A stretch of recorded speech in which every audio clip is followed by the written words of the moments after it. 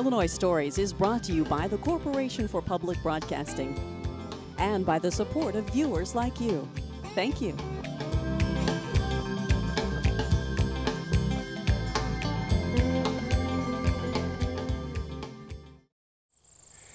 Hello, welcome to Illinois Stories. I'm Mark McDonald in Springfield at the Adams Wildlife Sanctuary. This is the headquarters of the statewide Audubon Society. And this is an interesting time to be here because it's migratory bird time. It's also part of the end of a 4-year time period when they've been bringing this part of the property back to long grass prairie, tall grass prairie. And if I can get Tom Clay's attention here, he's birding over here. He can't stand not to have binoculars and be looking for birds. Tom, I made a short mistake there. I said it's the end of a 4-year project. It's not the end at all, but we're at the 4-year point of this project. Right, this project's forever.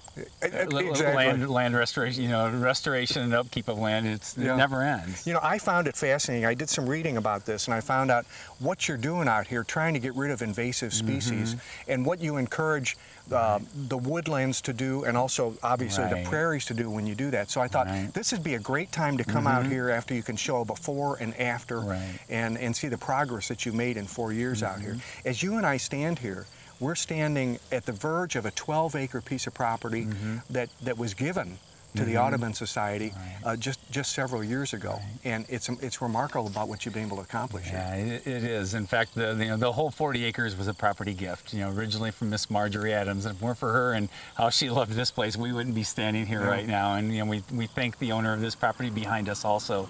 And yeah, I was just reading an article recently. Illinois is like the second most disturbed state in the nation in terms of the soil beneath our feet. And when folks come here, we forget that 300 years ago this was all tall grass prairie, but in the last 300 years there's been a lot of changes occur.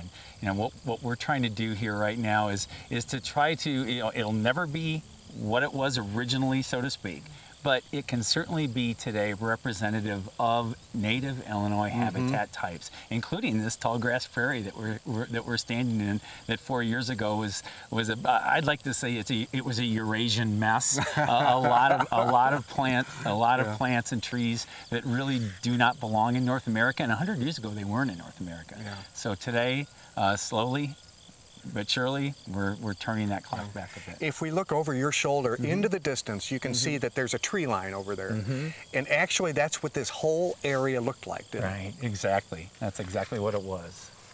Now, I'm going to show some pictures because this is very impressive. You and I are standing at a location here. And this is taken at roughly the same angle as these pictures. And I think the audience can see pretty much how the work that you've done. Yeah, 4 years ago, that's as far as we would have seen as we look to the west. That's as far as it would have gone. And the process of getting rid of that was pretty remarkable, wasn't it? It really was. We were really fortunate. We received a landowner incentive program grant. That was a grant that came in conjunction with the State Department of Natural Resources and the United States Department of Agriculture and the Soil and Water Conservation District. We had help from all of those organizations. We applied for the grant. We were lucky enough to get it and to begin that process. And it was shocking at the beginning. Well, it was. And you said, people think, well, we're supposed to be a conservation agency, and here we are just ripping trees up, just shredding them. And look at that machine that you had to bring in here to do that. It was a huge pencil sharpener, and you just started at the top of the tree and would go right to the ground, and it would turn it into mulch, and it was disturbing. And we had neighbors here calling. I remember a lady. She had definitely. There were tears in her eyes, and she's like, "What? I thought you were a conservation organization, and what are you doing?" And we had to explain, and it had to be empathetic because it was shocking.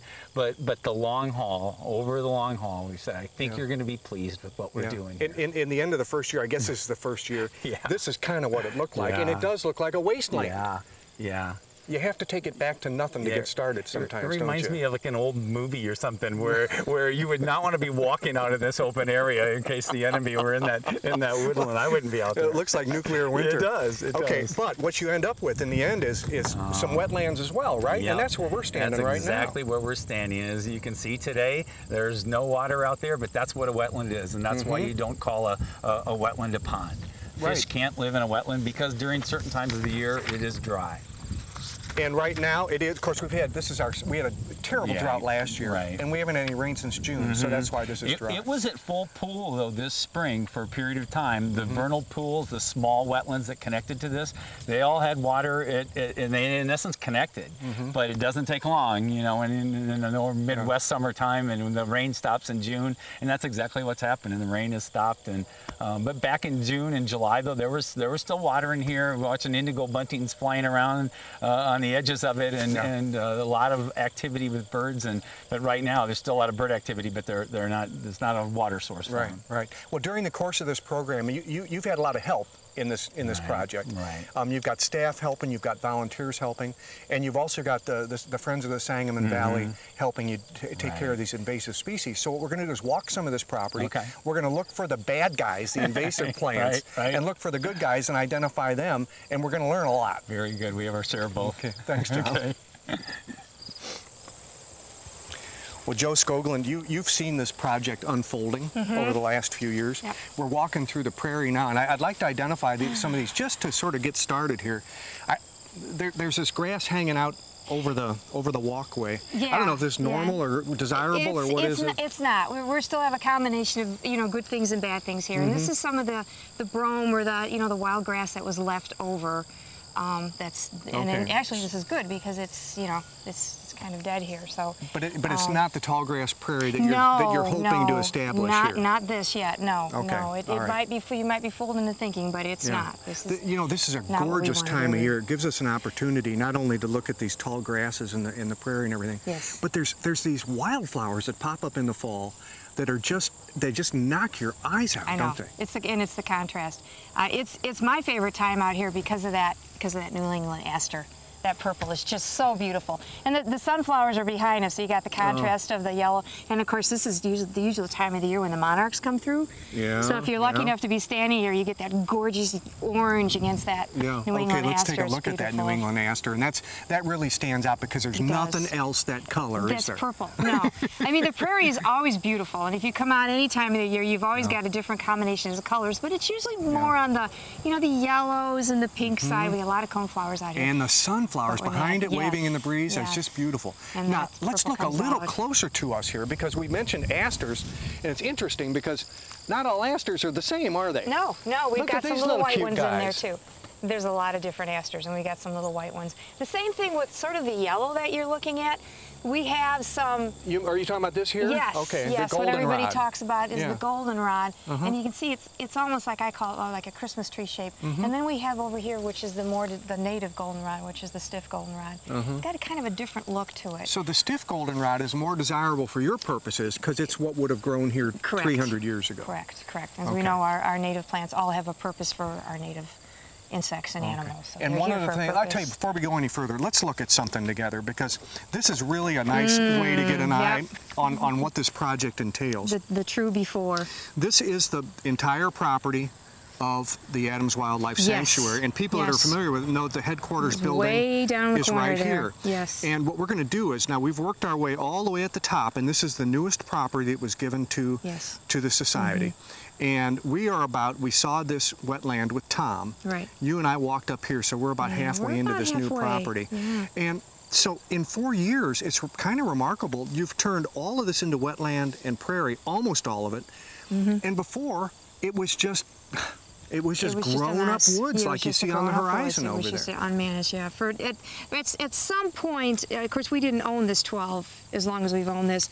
At some point, there was some row crop in here, so it did kind of keep it down a little bit, but then that was stopped, and whatever was out there reseeded itself and just came up, and it was pretty much of a mess. So do you have to, when you're establishing a prairie like this, do you do a lot of seeding, or do you let it just happen? Yes, we did. No, we did a lot of seeding. That was all volunteers.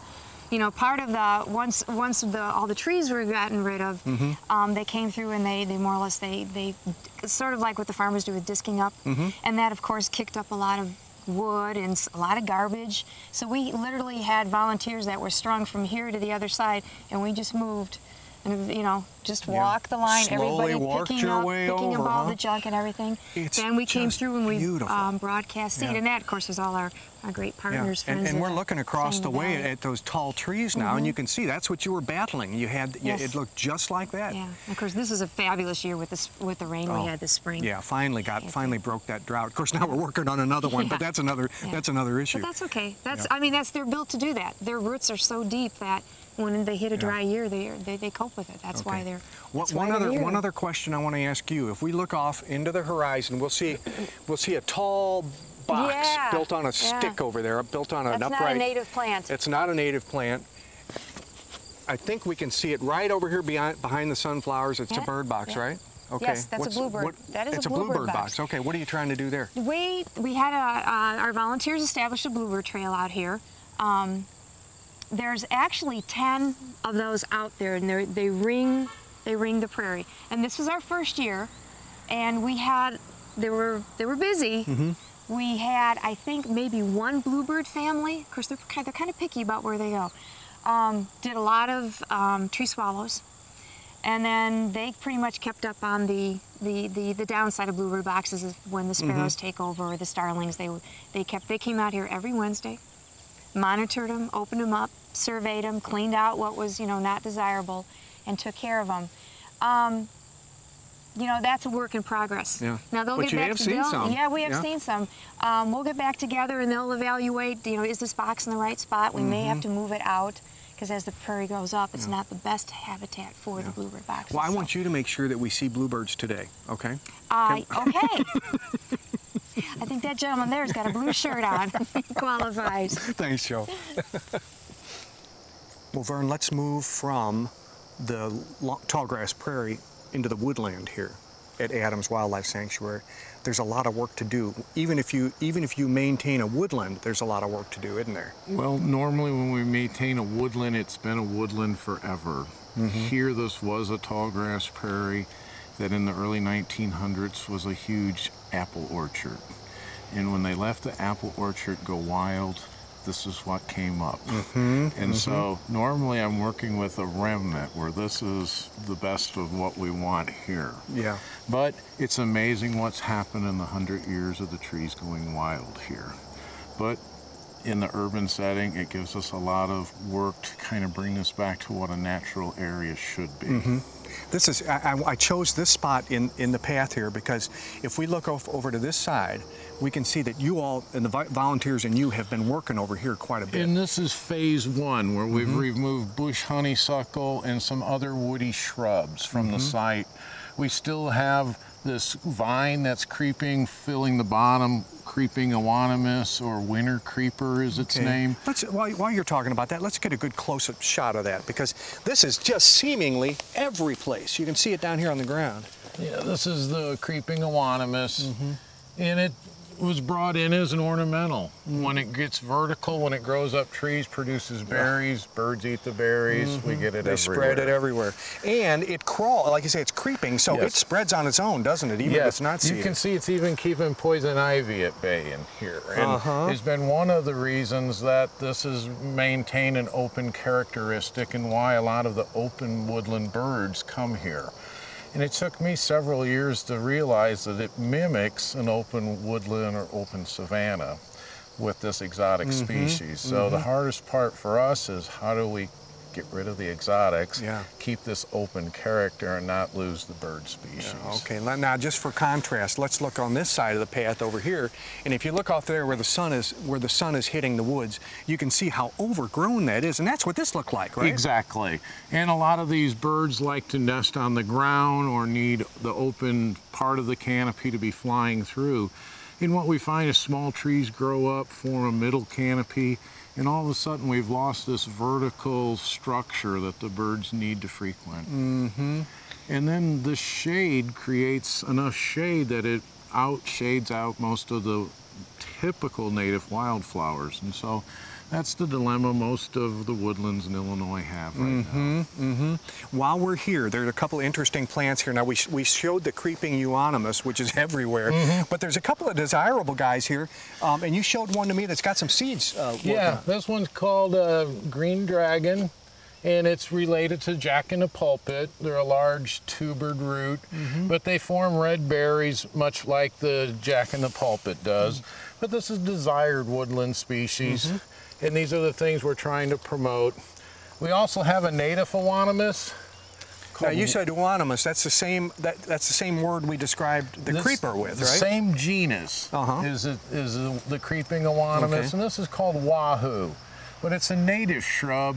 I only see it in high densities here at Adams, and so it forms this little 4-ovaried pod for its seed, and is one of the unique little shrubs of Illinois. But it's our best Euonymus, where we have 2 bad Euonymuses here. The creeping Euonymus and then burning bush, which turns bright red right at this time of the year. A lot of people have those in their yards. Yes, they came for landscaping. If they go to fruits, the birds eat those fruits, fly into the woods. We get them everywhere outside of Springfield. Well, the time's coming up where those get, they call them burning bush, I guess because they get that bright red, that flaming look to them. And in another few weeks, we'll have a work day where we can find those out here because of their color, but we're using the color for a target.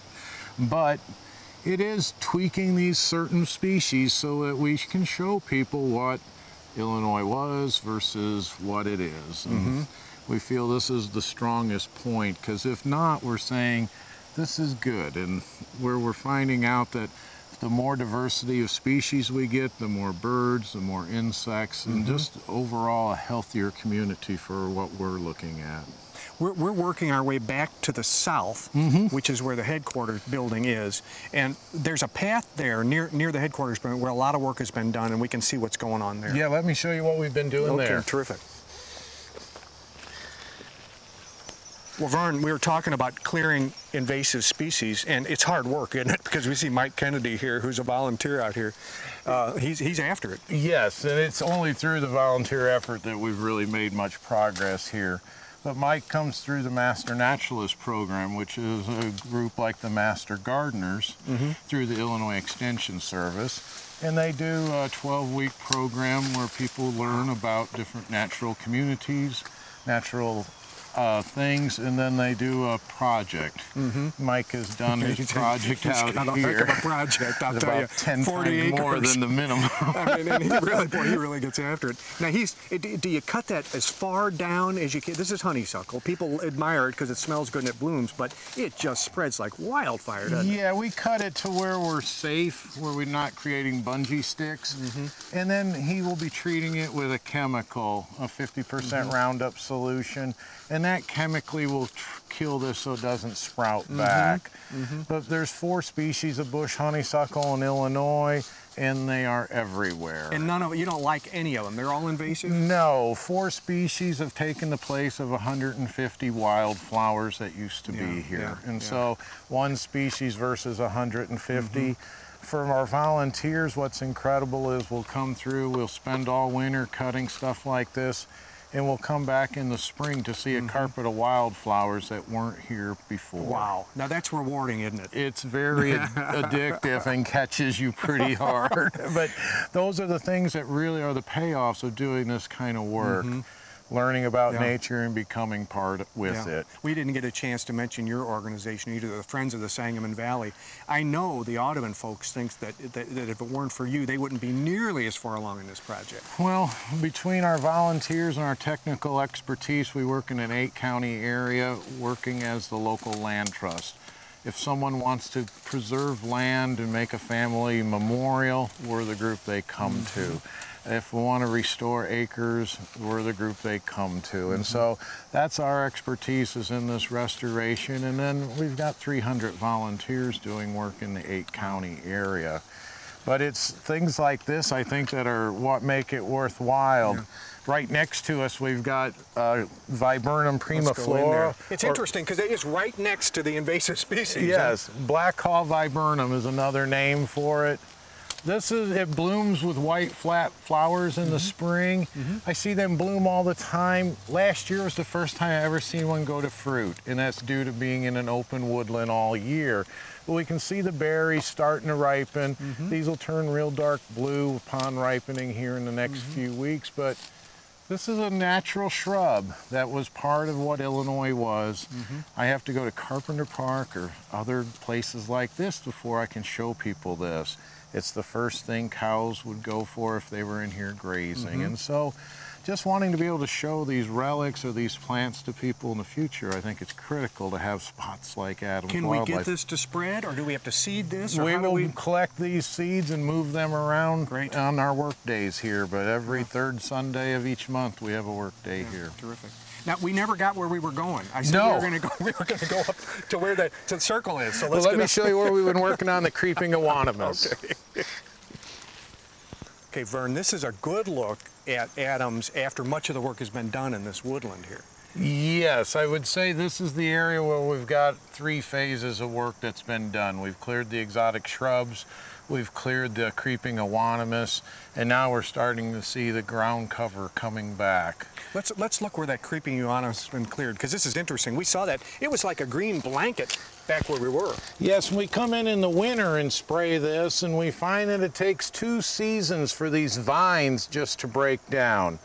And so it took a little bit longer than what we anticipated, but it's incredible all the plants that are starting to come back up here. Just on their own. Yes. They just regenerate We've somehow. done some seeding, but most of this is coming up on its own. Yeah, and you can see these piles of what just looks like debris here.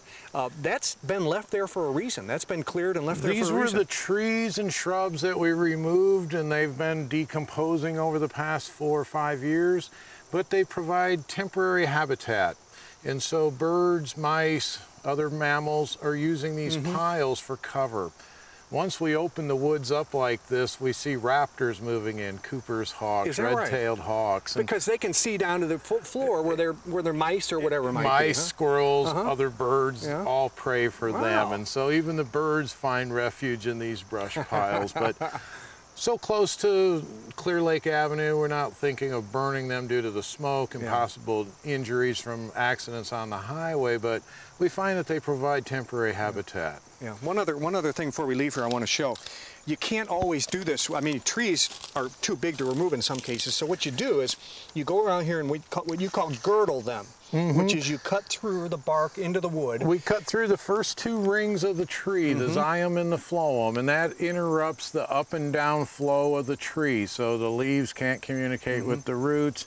It takes about 2 years on its own. We put a chemical in there that'll take those trees out rapidly. These are trees you do not want. They're not native and they're just a mess. They're native, they're just out of balance. And so 80% of all the trees in here are hackberry.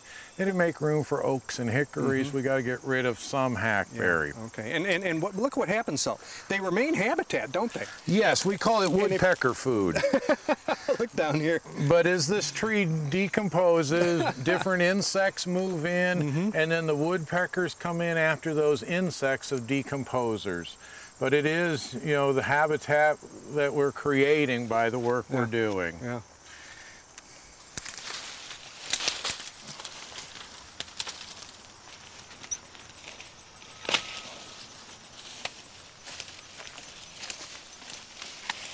Mike Kennedy, last time we saw you were, I think it was honeysuckle you were getting rid of? Right.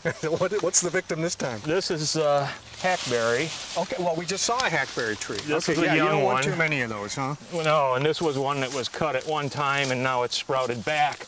And we don't want it. It just turns into a shrub, and it blocks some of the vegetation that we do want. Yeah, and that's part of the canopy that we're talking about. We want to clear that so the sun can get down to the surface, don't we? Right. We want to reduce the competition between the plants that are too invasive or aggressive, and then the ones we're trying to promote. What's that poison that you're putting on? This is a glyphosate, which most people know is Roundup.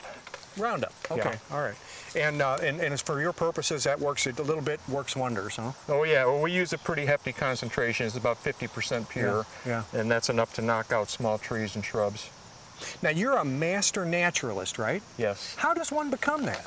The University of Illinois, the Extension Service, offers the Master Naturalist program in addition to the Master Gardener program. They've had that for a long time, and they've only for the past 3 or 4 years, I think, had the Master Naturalist program. Yeah. You have to work really hard, though, don't you, out here? Well, there's a lot to do. We can keep busy. Yeah, and that's one way. Now, I want to show, before we leave you, Mike, I want to show one thing. You're not going to touch this. You want this one, right? Correct. That's a walnut tree. It's a young walnut, and we want that, so we're reducing the competition around it and clearing along the trail a little bit too. Well, I know I speak for everybody at Adams. Thanks for what you do. Thank you. You bet. Thank you. If you drive along Clear Lake Avenue this year, you may have noticed volunteers clearing this first 100 feet into the Adams Wildlife Sanctuary to give the ground more sunlight and open it up a little bit. And they'll go 100 feet at a time as they get through, but they'll never be finished because, as Tom Clay says, when you own property like this, the project lasts forever. With another Illinois Story in Springfield, I'm Mark McDonald. Thanks for watching.